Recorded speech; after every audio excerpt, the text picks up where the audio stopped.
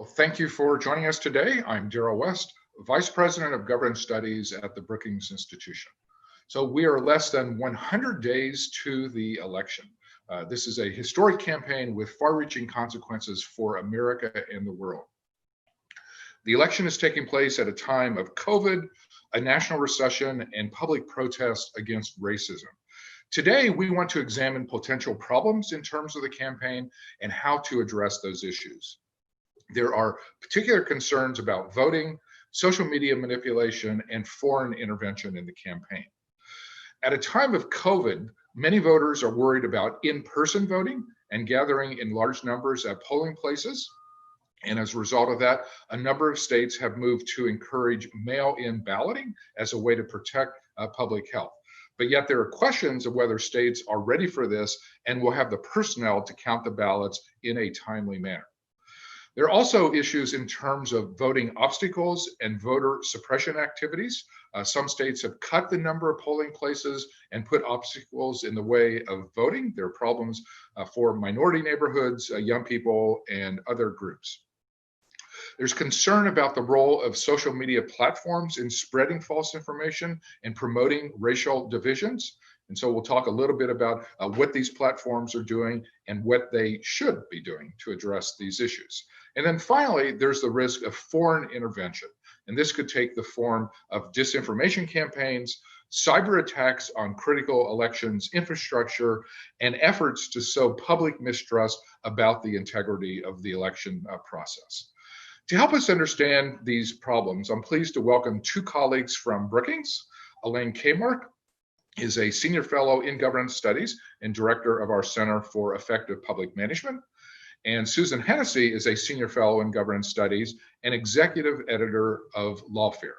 And I'd like to remind the audience, we would welcome your questions. You can send them, you can email them at events@brookings.edu. That's events@brookings.edu. And we will save time near the end of this show to incorporate questions that you may have. So I'd like to start with Elaine and focus on the health aspect of this election. How will COVID affect the voting process? And if states move towards mail-in balloting, what are the things that could go wrong? And do you think we're actually going to know the result on election night? Or could it be a few days before the final results actually are known? Well, Darrell, thank you for having me here today. Look, I think the first thing to say about this is that we have to stop thinking about election night, and we need to start thinking about election week, and maybe for some elections, election month. We have seen in the primaries so far this year a lot of absentee ballot requests and a lot of mail-in ballot usage. And there are all sorts of things that go wrong. There are ballots that get delivered late. I mean, all sorts of stuff is happening out there. So the fact of the matter is that we are so accustomed to election night, but to count all these absentee ballots is going to take some time. It is very possible we won't know the winner of the presidential race on election night. We have already seen congressional primaries in New York, for instance, where it took weeks and weeks to find a winner. And obviously, the closer the race, the longer it's going to take to figure out the winner, because they have to, they have to count every single paper ballot. So this is going to be a very new experience for a lot of people. Now, the good news is that this did happen in an election year, and we do have a ton of primary elections before we get to the general election in November. There's still primaries going on this summer. There's even some primaries in September. So state election officials are getting used to this. They are figuring out their procedures. And I think that they're getting as ready as they can be for what's going to be an unprecedented number of mail-in ballots. So I guess that's one advantage of the primary system, is it is giving states a chance to test their systems, find out what the problems are, and address them before we actually hit the general election. So Susan, there also are concerns about voting obstacles and voter suppression activities. Some states have cut the number of polling places and put obstacles in the path of voting for minorities, immigrants, and young people. What worries you the most about these issues, and how can we combat these problems? Yes, I think there are a lot of things to be worried about. It's hard to sort of put your finger on what worries me the absolute most. That said, I do think that because we are experiencing a pandemic that is not occurring sort of with even geographic distribution, that the failure to control the pandemic effectively in certain parts of the country, within certain communities, is going to lead to an amplification of voter suppression issues that have existed for a long time. And might amplify those concerns, those questions, sort of to the point in which there are real sort of legitimacy concerns. That said, there's a lot sort of focused on, for example, poll closures.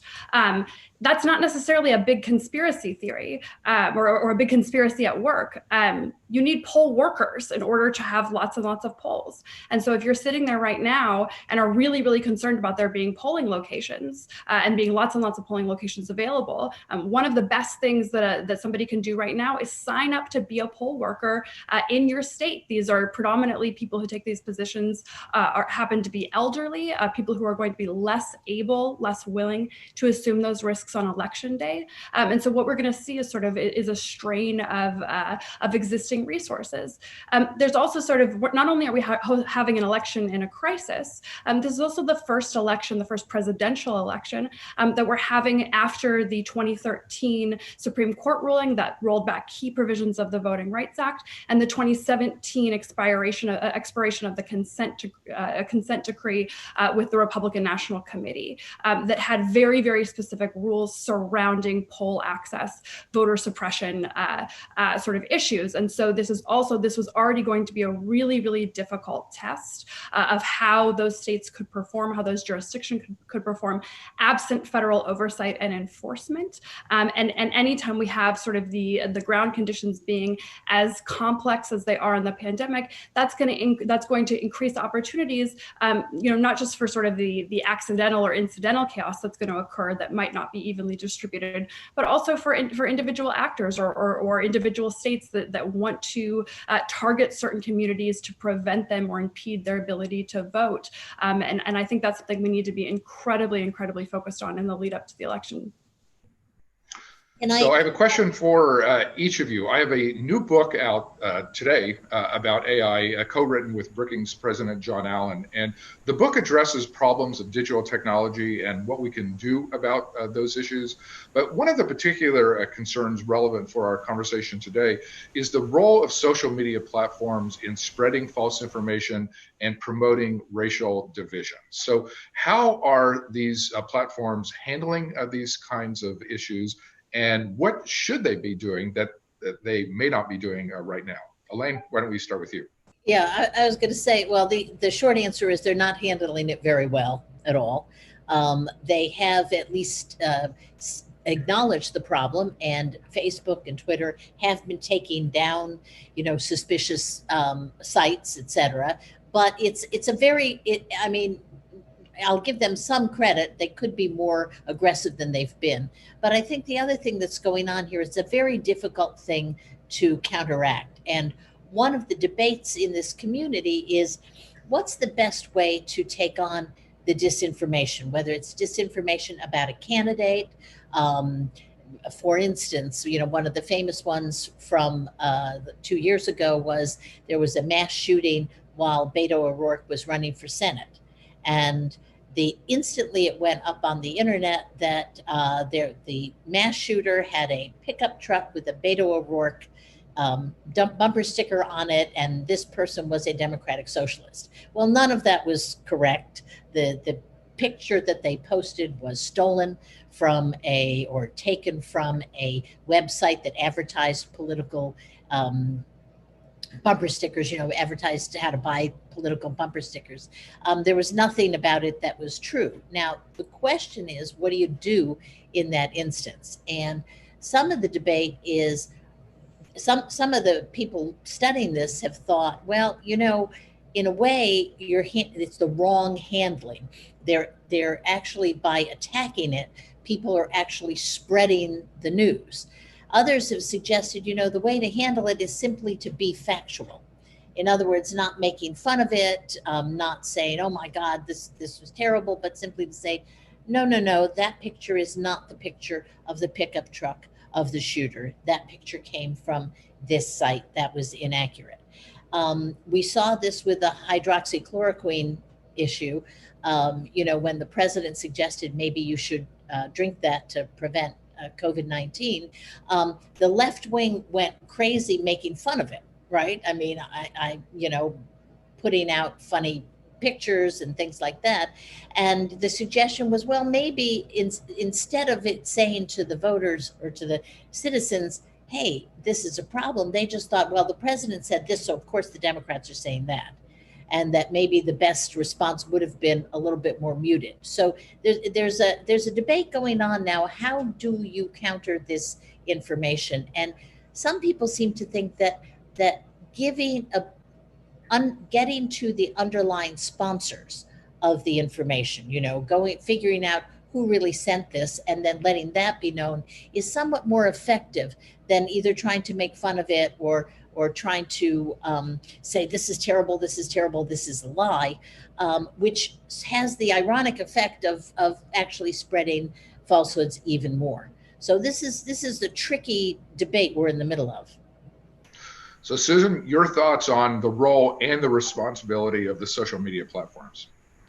So I don't think anybody would call these social media platforms' response thus far a resounding success, right? There's lots to criticize. That said, I tend to think there's an outsized focus on sort of social media and its role in spreading disinformation, and an insufficient focus in traditional media and traditional media's role in amplifying and disseminating and sort of responsibly coping with disinformation. So one thing that was sort of a feature of 2016, the Russian disinformation campaign, and sort of the investigation that came after, is that the United States actually has a lot of laws on the books, a lot of rules on the books that allow us to combat foreign interference, right? Foreign disinformation efforts, because they really sort of differentiate between foreign actors participating in U.S. elections versus domestic actors. Once we move into the domestic disinformation space, legally, the toolkit is dramatically more limited, and the questions become really, really difficult, right? The ability of American citizens to participate as a matter of the First Amendment in political debate and discussion, including via social media, that's something that has First Amendment implications to the extent that the government is attempting to do something, and also just sort of basic speech implications whenever we're having big companies stepping into that role to start deciding what information should reach voters and when. That said, I do think that companies are getting better at least combating sort of coordinated inauthentic activity, right? So people who are pretending to be one thing spreading information, and they do appear to have established some sort of clear guidelines. They're also engaging in lots and lots of labeling efforts, right? Saying this is a false claim, putting up the fact check. It's still not clear that those are actually sort of particularly effective mechanisms to combat disinformation, but at least they're sort of trying. At least they're sort of trying something.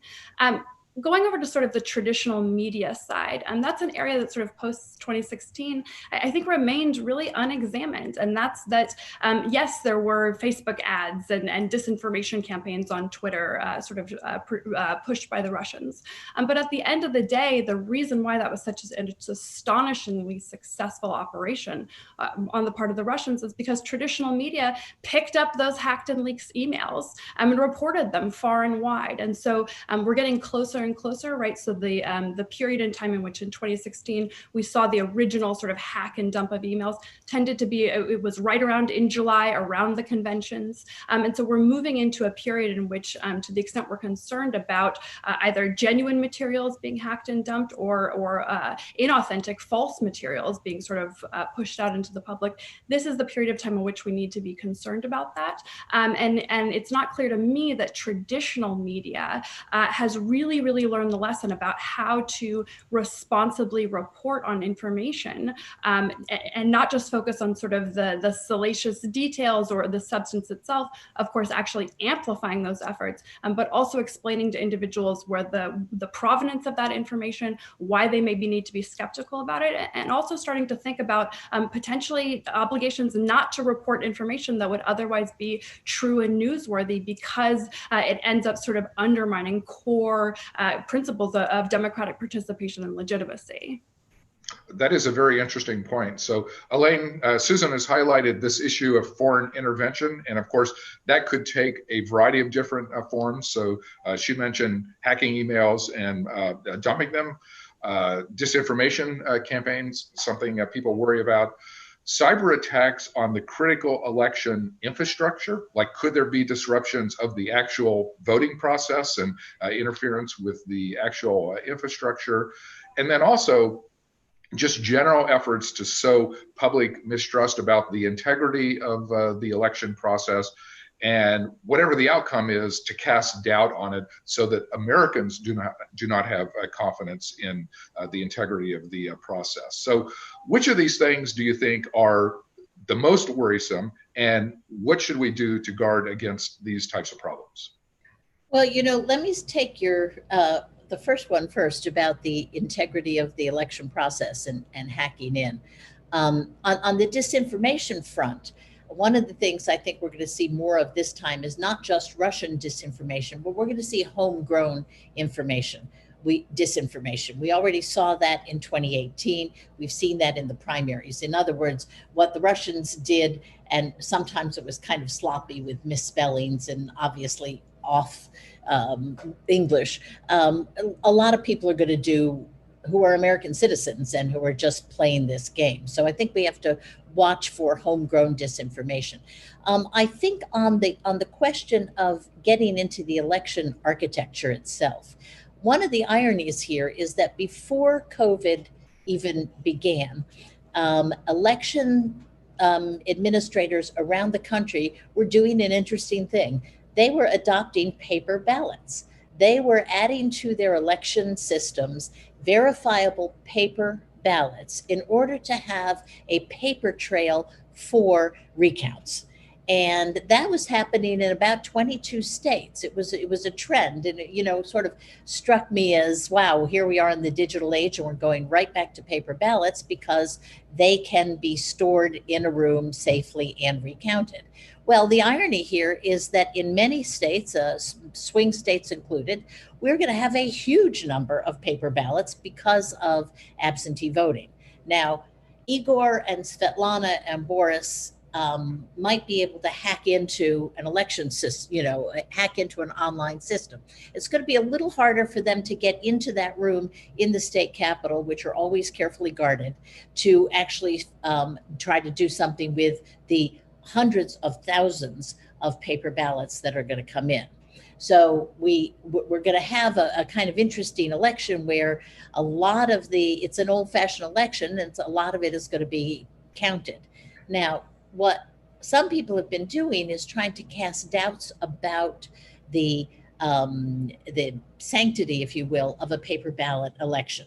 For instance, the president just tweeted out that foreign governments are going to be printing millions of paper ballots and sending them in. Well, that's really hard. Paper ballots are printed usually at the county level, sometimes at the state level. They're all slightly different. There are signatures. The governments have machines to match signatures to your voter registration signature. There's sometimes barcodes. They're printed on special paper. There's a whole bunch of ways that makes it really hard for somebody to just Xerox 100 copies of a paper ballot and somehow send it in. So, but what is going on here is, of course, an attempt to sow, and this is classic Russian activity, to undermine democracy, to sow confusion, and to try to be able to say that the results of this election are not actually the results of the voters. And I think that is very, very serious. They're busy right now sowing doubt about the authenticity of the coming election. Susan, your thoughts on foreign intervention and what are the things you worry about and what should we do to guard against those problems? Yeah, so I do think sort of at the election infrastructure level, right? So actual sort of voting systems, poll books, reporting mechanisms. I think overall that is a good news story from 2016. We have a far healthier, more secure sort of basic system and infrastructure than we did in the past. And we've actually seen a lot of really positive developments both at the state and local levels, and also sort of in partnership with the federal government. So CISA, which is an agency at DHS that is leading these efforts, really has done a great forward-leaning job, both in terms of educating, providing support, and really increasing our cybersecurity posture sort of generally. So I think as was true in 2016, but I think is even more true today, the idea that somebody, some external actor, foreign or domestic, is going to be able to reach in and change votes, right, or hack the election in some sort of way that that selects the candidate of their choice, that's very, very unlikely. What is more likely, both in terms of its attempt and in terms of our vulnerability, is that some actor is going to be able to do something to create some reason to not have confidence, right? So some reasonable auditor looks at it and says, well, I can't say 100% that nothing was changed here. I can't say 100% that nothing was accessed here. And because we have an inherently adversarial system, election law lawyers will seize on any sort of the core of any kind of questions and blow them up as much as possible. That's kind of how the system is designed to be run. And so there's a number of efforts that I think have been really, really beneficial. So in the 2018 election, DHS had a really, really successful program of essentially sitting in the room with journalists, and anytime there was information about polling, voting machines not working in a particular way, or attacks on part of the infrastructure, they were able to give journalists in real time very, very rapid feedback and information in order to ensure only good information was sort of being pushed out, and reaching the public. All of that said, whenever we're talking about foreign election interference and sort of the issue of deterrence, to the extent we're talking about sort of deterrence by denial and hard security and what we can do to prevent other people from getting in, we're already in sort of a dangerous position there, right? Ordinarily, whenever we're talking about shaping the behavior of foreign governments, we're thinking about the traditional tools of diplomacy, of foreign policy, of the United States federal government making clear to other countries that there will be serious consequences if they even attempt, to operate in this space. And I think we do have to acknowledge, going into the 2020 election, that has been an abject failure on the part of the federal government. If anything, the current president of the United States has actually, indicated in some cases that he welcomes that type of interference. If we're to believe news reports, and so there's lots and lots we can focus on. There's lots of continued room for improvement. Like Elaine, I think seeing broader adoption of paper ballots, this idea of building in resiliency, not just focusing on prevention, but sort of defense in depth. If something happens, being able to go back and have a record we can look to in order to restore that confidence and legitimacy. That said, sort of the initial strongest protection, having these really, really strong norms and strong international partnerships with our allies and strong and credible warnings to our adversary, that has, I think, been really, really unsuccessful. And so, we also need to be candid about what a perilous moment this is, that we are combining an already quite fragile system, or a system that is starting to show cracks with a genuine crisis in the form of a pandemic, and then query if there's, other additional crises on top of that, right? So major weather events, Elaine mentioned disinformation about acts of violence, right? You can imagine, you can put together lots and lots of hypotheticals in which you can construct a pretty alarming scenario pretty quickly. So some of these issues that each of you have outlined, we did see in 2016 and even in the 2018 midterm elections. So I guess the question, and Elaine, I'll start with you, is just, have we learned any lessons since 2016 and 2018? What is it that local, state, and federal agencies have been doing, and have they been doing enough to protect us in 2020?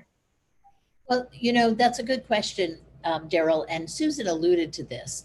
Um, what happened in 2016 was it was so unprecedented that the intelligence community of the United States federal government had never before interacted with election officials, who are, by the way, mostly county level officials, some state county level. So when the Senate did its real report on a long report on what happened in 2016, to me, one of the most interesting things was the extent of the miscommunications between the the federal government agents who were looking at this and seeing where it was coming from and seeing that there was some international funny business going on, and the state election officials who just didn't know what to make of this stuff. That I think has actually changed. I know that, for instance, in the last 2 summers, there's been this huge hackers convention that goes on every year, and people were remarking how, oh, people from election boards and secretaries of state offices were coming to a hackers convention where they were testing election machinery, et cetera. So I think that communication breakdown, which I think was pretty serious in 2016, I think that's probably not going to happen again. I think a lot of progress has been made on that. As for to me, what worries me more than the election apparatus is the ease of disinformation flowing out there and the rapidity with which a lie goes wham around the country.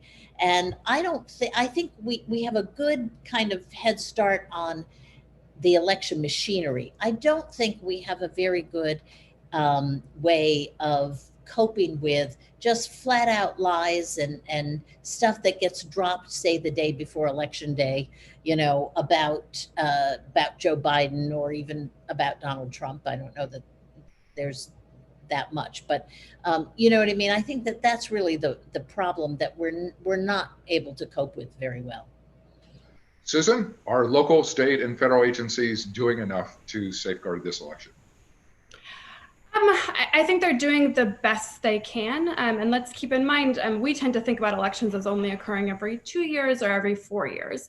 From a state and local perspective, that's not true. They run elections every single month, right? The elections are happening across the country continuously: school board elections, county board elections, state elections, primaries, House elections, right? So there's been a huge amount of experience and learning experiences. I take Elaine's point that one of sort of the identified failures in the 2016 election was a lack of context being presented. So even whenever the federal government, which is in a privileged position, at least whenever it comes to foreign sources of attacks on election infrastructure, they were, even whenever they were able to sort of provide warnings, they really weren't giving enough context or enough information so that state officials would know how to sort of remediate. That said, this is an area where, sort of foreign interference, it's exciting, it's something different. The actual sort of reforms that are really, really desperately needed are the most boring possible type. We need to reform the relationship between election machine vendors and states. There is a very, very limited number of actual companies that create these election, basically the voting machines. They are in a position which they essentially voluntarily decide whether or not they want to comply with basic cybersecurity standards. And state governments are not in a position to do a whole lot to sort of compel them to change their behaviors. And so thinking about, all right, what are the mechanisms we can use, to really reform things, at a systematic and structural level in order to ensure that we are seeing more secure behavior, not just during the day of the presidential election, but in all elections generally. The other piece is is that this requires lots and lots of money. And, we've had sort of funding for election security bills, being kind of tucked in at the margins of other, authorization or appropriations bills. There hasn't been comprehensive bipartisan cybersecurity legislation passed. The latest coronavirus relief packages do not include substantial funding, and that's what states really need. They need money in order to take the steps, in order to take sort of security steps. The other thing that we need to think about is states are not just concerned with securing elections, against sort of foreign interference. They're also concerned with issues like access, right? So ensuring that everybody who goes to the polls is able to cast their vote. So this is something in the Help America Vote Act, sort of post 2000 was really voted on this, focused on this question of voter access. And so one of the questions is, how do we resolve the security concerns that go to basic legitimacy without creating conditions that actually make it harder for people to vote or somehow replicate some of the pathologies that previously existed? And so it's a tremendously difficult sort of problem to wrap our arms around. At this point, I think that the technology and the technological choices really are baked in at this point. What the government can do between now and November is develop the relationships, find ways to share information, and also to share more information with the public. One of sort of, I think, the errors of 2016 was real concern that if the federal government acknowledged even sort of very basic intrusions into systems, things that you really had no reason to believe any vote would be changed, there's any reason to doubt the integrity of an election, there was so much concern about sharing that information with the public that ultimately I think it became counterproductive, right? And the very limited information that was shared ended up scaring people and alarming them more than they needed to be. And it wasn't until the SSCI report years later that we really understood the specifics of what had occurred. And so what can the government do this time in order to share in real time, actionable, meaningful information that states and local governments can act on, and information that the public can digest ourselves and understand in a way that it's actually going to bolster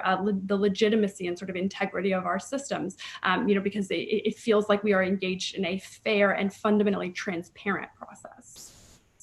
So in a few minutes, we're going to take questions from the audience. So those of you who are watching, I would encourage you, if you have any questions, email us at events@brookings.edu.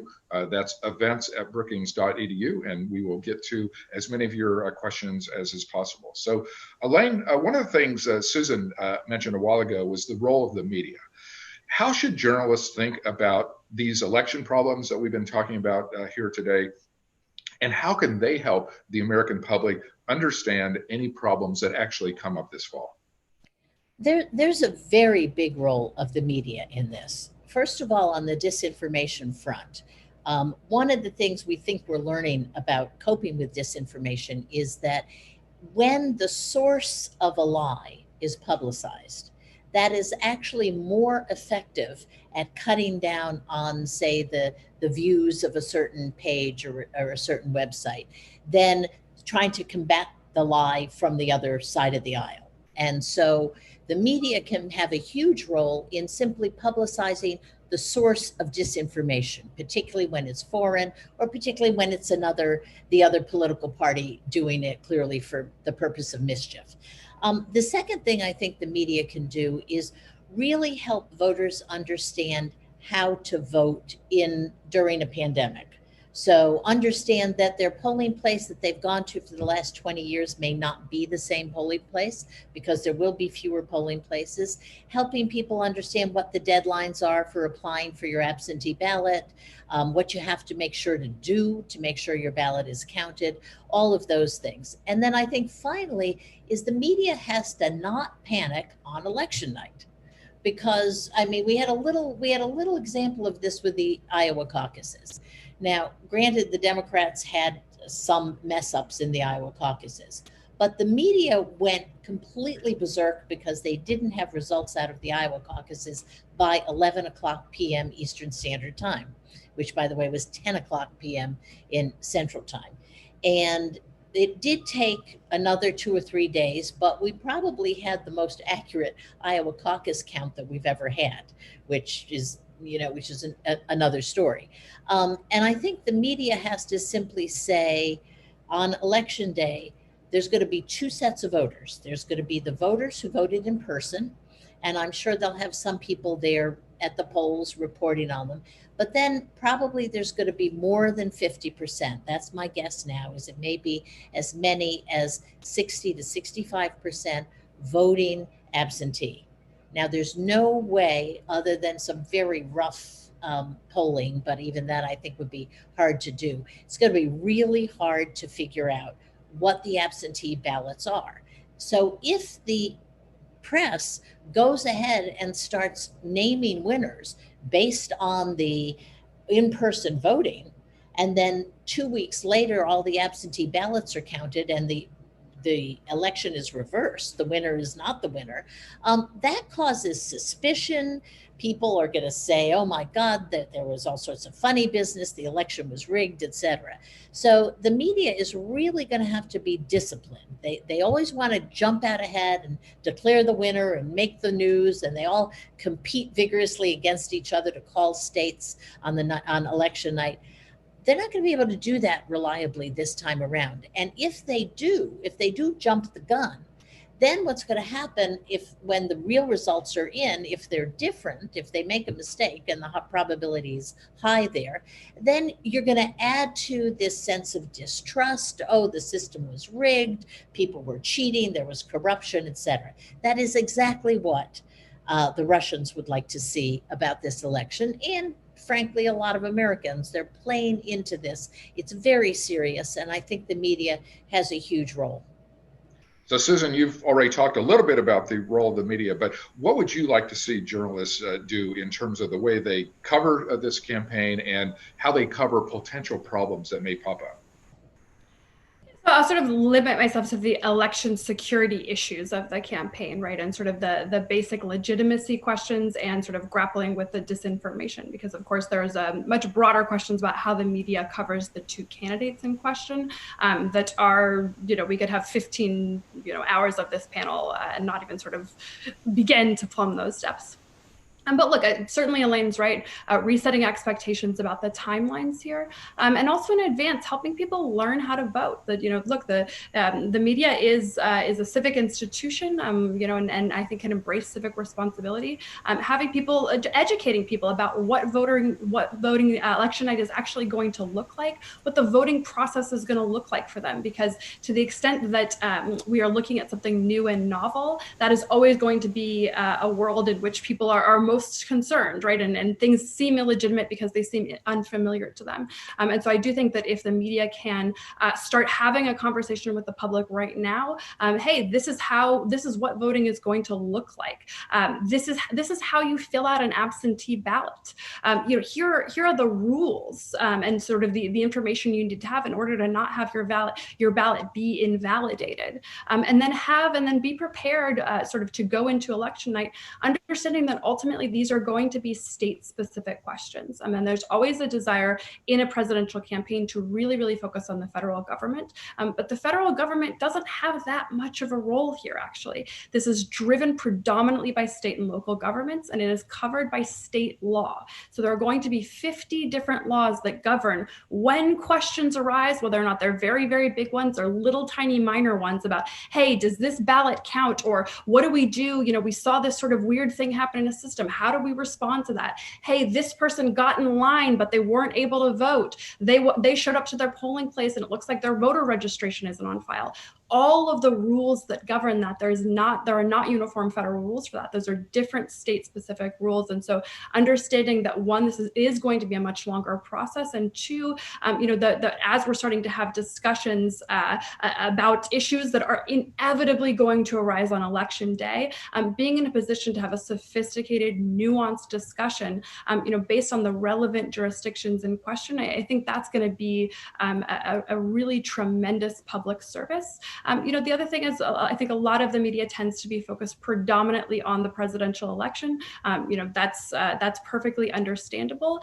It's less likely that we're going to have real questions or have really, really long waits in order to learn who won the Electoral College and who is going to be the next president of the United States. The places where there's going to be 2% margins, right? Places where it might take a really, really long time to get answers are going to be in down ballot races. And so educating people and to continue to follow and care about those stories, even when sort of the big flashy things at the top of the tickets are resolved, helping people understand all the way through the end of the process that, hey, this is, voting in elections in the United States is an end-to-end system, right? Is your vote, the moment when you cast your vote, that's not the end of the process. And institutional integrity, institutional maturity, and depth and reliability, it extends all the way through all of these processes that we have in place in order to resolve and adjudicate any questions that might pop up. And we do, in fact, have a system that is substantial enough and strong enough to answer those questions when they do arise. And we don't have to be afraid of them, but we do need to be far, far more educated on what a normal process, what a legitimate and valid process will look like, even if it's something that's not familiar to voters. Sounds like great advice for journalists. So I want to move to some questions from audience members. Elon has a question. What guardrails are available to prevent Trump from taking extreme measures to suppress the vote or to declare emergency powers to disrupt the election? Elaine, you want to start with that? Well, as Susan just emphasized, elections are run by states, not by the federal government. So the president would have a very difficult time legally saying, we have an emergency, we can't have the election. We did have elections during World War I, during World War II. We even had elections during the Civil War. There's been no precedent for a president stopping an election or somehow canceling the election or somehow deferring it. Also, remember that the Constitution says that the president is president until the election is held, the Electoral College meets, and until January, the term ends. So if President Trump needs an election to remain the president, okay, so it's not like he can just sort of say, we're not going to have an election and I'm going to stay in there. So I think that this is paranoid, a lot of paranoia about it because of some of the things Trump has done. I think it would be very hard to do. What I think is more likely, and what I think he is trying to do right now, is sow doubts about the legitimacy of the election. I think this campaign against mail-in ballots, which have never been very controversial at all, and in fact, do not have high levels of corruption associated with them. I think this is a campaign to set up a story that says, if I lose, meaning Trump, if Trump loses, that somehow the election was stolen. And will give him then, maybe he'll try to litigate this. Maybe it'll go on and on. Maybe he'll use it as a basis for his post-election, organizations, assuming that he does lose. I think what's happening here is he's setting up a reason to doubt the legitimacy of the election in case he loses. Susan, your thoughts on this topic? To unmute. Look, Elena's certainly right. There is only a limited role for the federal government in, the tabulation and certification of votes. And so I think some of sort of the nightmare scenarios where somehow an authoritarian president doesn't allow votes to be counted or influences the tabulation or outcomes, that's very, very difficult to imagine how that would actually occur in practice. That said, voter suppression is a very, very real issue in the United States. And in the past, under both Republican and Democratic administrations, the Department of Justice and the federal government has taken a substantial forward-leaning role in combating voter suppression and ensuring that all Americans are allowed to exercise their franchise. One thing we have seen the Department of Justice do is take a massive step back, not enforce, not sort of attempt to enforce federal law. And we have seen the presidents make comments that appear to encourage or give cover to governors or other states' efforts that that might be sort of aimed at some forms of disenfranchisement. That said, I've heard a lot of people sort of talk about coronavirus and emergency powers and what can he do sort of on election day to disrupt things. My thinking about this is ultimately this is a question of voluntary compliance by governors. And so the governors who might be inclined to do that tend to be governors of states in which the actual sort of vote might not be, it might not be a swing state, right? It might not have a substantial impact on the outcome. And so, yes, I do think we have to be cautious and careful and really thoughtful as we go into the election and really looking closely at swing states and swing states and jurisdictions that are controlled by governors who have in the past been willing to go along with federal requests or efforts, even in the absence or countervailing expert opinion or evidence. That said, I don't think this is something that should be keeping lots and lots of people up at night. And at the end of the day, the real way to combat all of this is to vote, and to vote in very, very high numbers. Because whenever you talk about disinformation or voter suppression efforts or all of these things, that they all exist, they all have impacts at the margins. And if we had a country that participated at a much higher level, sort of in regular elections, it wouldn't solve those issues, sort of the core issues, but it would mute the effects dramatically. And so I think for people who are, worried about people being able to vote, make a plan for yourself. Make a plan. Don't just assume you'll be healthy and able to get to a poll. Register to get your absentee ballot. If you're all set and you know you can get to a poll, or you filled out and turned in your absentee ballot, help somebody else who might need access, to understanding how they register, understanding how they submit votes, right? Those are the things that are actually going to have a real sort of impact on creating, a healthier environment. And I do think that ultimately the nightmare scenarios where you have real questions about legitimacy that could be fueled, by irresponsible rhetoric from the federal government, those really, really don't exist whenever you have more substantial vote margins. So Elaine, David has a question about mail-in ballots. He wants to know which battleground states are expected to have an unusually high percentage of mail-in ballots. And then if some of these ballots are contested, how will the disputes get resolved? And what are the odds, he asks, that we're going to end up in a months-long contested election? Well, that's a really good question, and it keeps a lot of people awake at night, David. So thank you. I can tell you, I'm looking at some notes here. Based on what we saw in the primaries, Florida, Georgia, New Hampshire, Ohio, all battleground states had enormously high numbers, unprecedentedly high numbers of mail-in ballots. So we can expect that. California has moved to an all-mail ballot system, but that's not a swing state. Other states like Idaho, a solid Republican state, have also had huge numbers of mail-in ballots. But basically, the swing states are seeing that. In Michigan, just a week ago, the Detroit Free Press reported that they had already received 1.67 million requests for absentee ballots for their August primary. That's just for a primary. Okay, so who knows what this is going to be in November. So I think all the swing states are going to see an enormous amount of absentee balloting. Now, traditionally, when a state counts absentee ballots, there is a secured room. It is guarded, and the political parties each are entitled to have observers in that room as the ballots are counted. And that is, of course, an initial safeguard against any funny business going on. And then, as Susan alluded to, this thing is lawyered up the wazoo.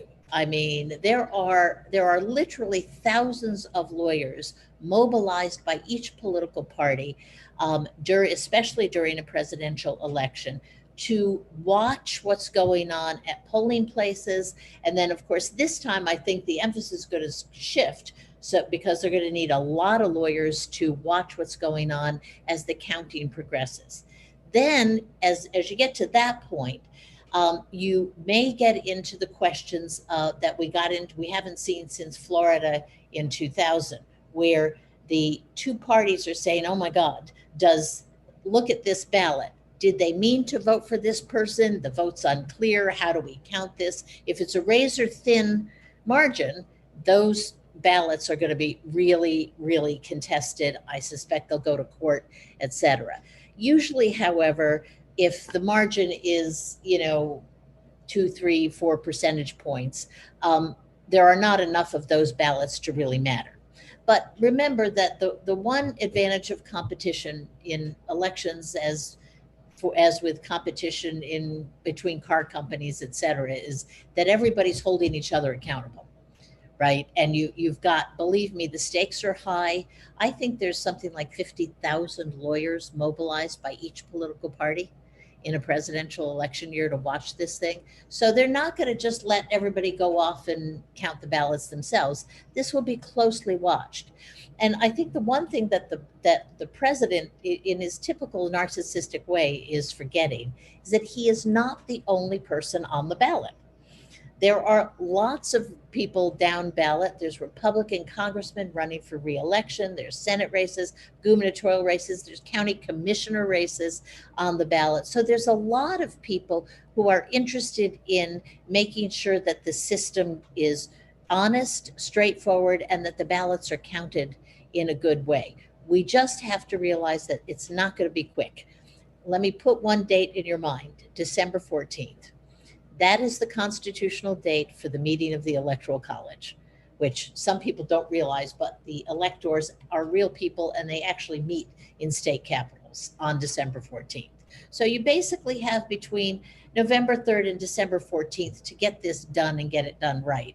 And I'm hopeful that we will get it done right. So Susan, Jacqueline has a question about voting mechanics and particularly changes in the process. So we know that some states are changing the requirements in terms of absentee ballots and mail-in balloting to make it easier for people because of COVID concerns. Some localities sometimes open and close polling places. So her question is, what should cities and states be doing to get information to voters about any of these changes that would affect the mechanics of the process? Yeah, so usually these efforts are administered and overseen by state secretaries of state. So that's going to be the best information that you're going to be able to get is from your particular jurisdiction, and sort of expecting to turn on national media and them to tell you what you need to know about your individual polling place. That said, there are lots and lots of online resources, nonpartisan, apolitical resources that can help get you information about where to vote, that tend to be updated relatively rapidly, and that the federal government does appear to be moving forward with plans in order to ensure that information remains valid and sort of responsive to coronavirus specific concerns.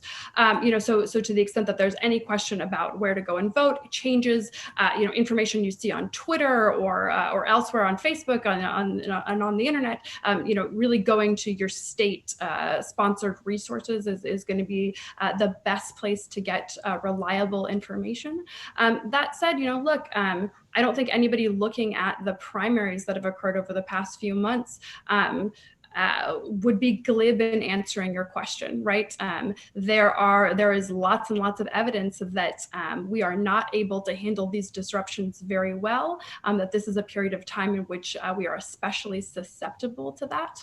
And so I think the way to plan is for states to have lots and lots of options. Yes, there's lots of focus on getting access to mail-in ballots, increasing and loosening the absentee ballot rules. So some states have gone to no excuse absentee ballots. Other states have explicitly said you have to have an excuse to request an absentee ballot. Concerns about coronavirus are a valid excuse. It's a reason why you can vote absentee. But also there needs to be lots of different polling locations, right? There has to be options for people to exercise their franchise on the day of. And so, sort of planning for every eventuality is, I think, the most that we can ask, our state and local election officials to do. And in terms of changes that might come. This is not their first rodeo. They do it all the time. They know how to remain, agile and responsive.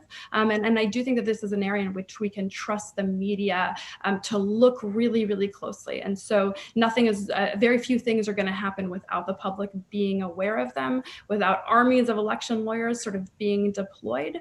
And to the extent, Elaine was talking about sort of rules for invalidating absentee ballots. The absentee ballots, some percentage are invalidated every single time. I think New York State actually has one of the highest absentee ballot invalidation rate. And so one thing that's happening right now, certainly in every single swing state and a lot of non-swing states as well, is litigation that's occurring right now to ensure that the rules regarding disqualification of ballots or qualification of ballots are not in any way going to have an uneven impact and are not designed in order to ensure or encourage particular votes from particular communities to be more likely to not be counted than others. And so those are all efforts that are ongoing right now in sort of every state, and are also going to significantly influence what occurs on election day, both the manner in which people are able to cast their votes and also which votes ultimately end up being counted.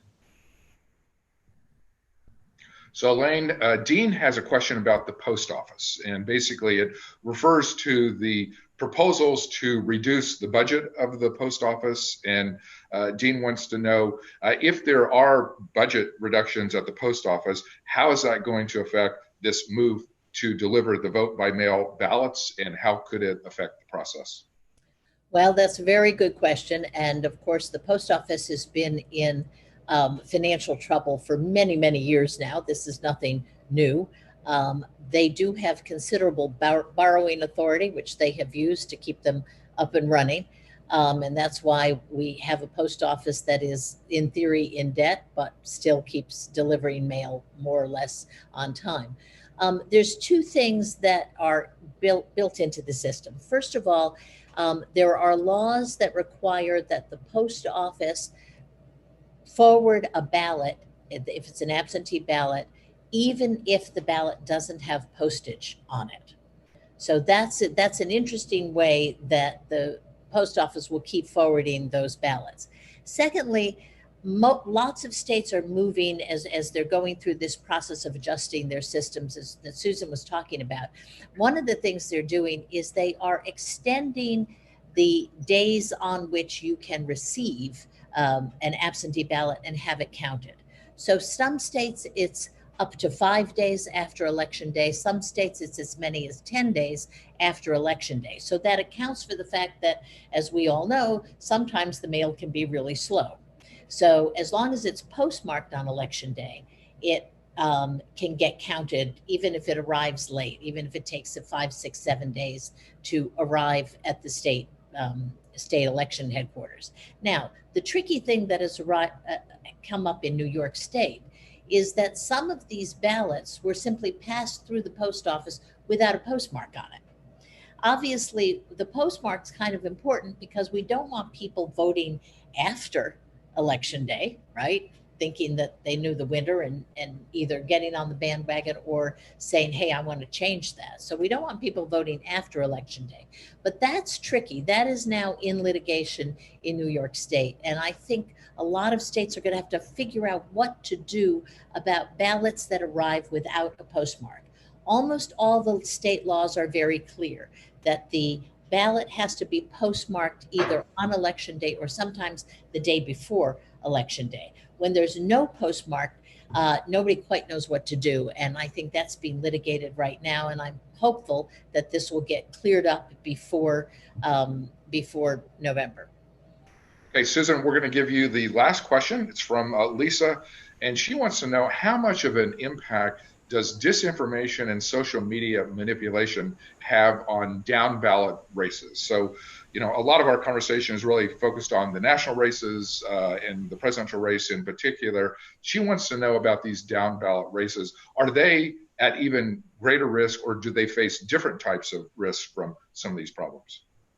So one thing that people forget about 2016 is actually a number of sort of hacks and leaks were targeted at congressional candidates, and that it was not purely the presidential campaign that was sort of subject to disinformation efforts. Certainly the likelihood that a foreign actor would have incentive to engage in that, I think is a little bit more limited whenever you're talking about down ballot races. That said, the evidence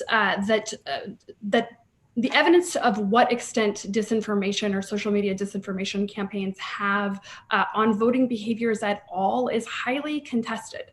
So there's been lots of people who have looked at this question of, okay, we know there was a sweeping, sophisticated disinformation effort in 2016. What's not clear is that disinformation campaign actually meaningfully altered voting behaviors. And so, I think this is an area in which it's tempting to want the science or the evidence to comport with sort of our preconceived political notions or the narrative that might help our preferred candidate, and that might shift, right, in the current election versus prior elections. But this is one area in which I do think we need to be candid that it really is unclear the extent to which disinformation efforts really, really do change voting behaviors. And to recall that if any one person had the key that made a person vote or not vote or vote for a particular candidate, they would be working for a campaign, making a lot of money doing that. These are really, really difficult questions, of how exactly you change voters' behavior, how exactly you target them. We know that social media companies are certainly looking for that behavior right now, right? So they are carefully monitoring anything that might look like efforts to illegitimately influence particular voters or not. That said, I think the only honest answer to give as to what effect does disinformation campaigns actually have on down ballot races is to say that nobody really knows, in part because we're just starting to get some understanding about the impact it might have, on sort of marquee races, and the evidence, at least some sort of preliminary studies and evidence, do suggest that actually the effect is far more muted than we might suspect. And so, as we think about where we want to allocate both our attention and actually our resources in terms of securing elections, that we might be better to focus less on combating disinformation, although certainly it remains a problem, and more on actually securing systems, because that goes to sort of the core question of legitimacy of participation and right, sort of the basic democratic agreement of allowing citizens to engage in a free and fair election. And so in a world of limited resources, I do think we have to pay a lot of attention to the science and evidence, so that we can target the issues that have the most impact on actual voting. Great answer. Well, I want to thank both Elaine and Susan for sharing their thoughts with us. These are very important topics, and all of us are going to be paying attention in coming months. Those of you who would like to read more on this topic, go to brookings.edu. Susan is very involved with the Lawfare blog. Elaine works on our FixGov blog, and I contribute to our Tech Tank blog. Each of those blogs have lots of short articles and links to longer papers on all of these topics. So thank you very much. We appreciate your interest. Thanks for watching. Be sure to like and subscribe for more videos from Brookings.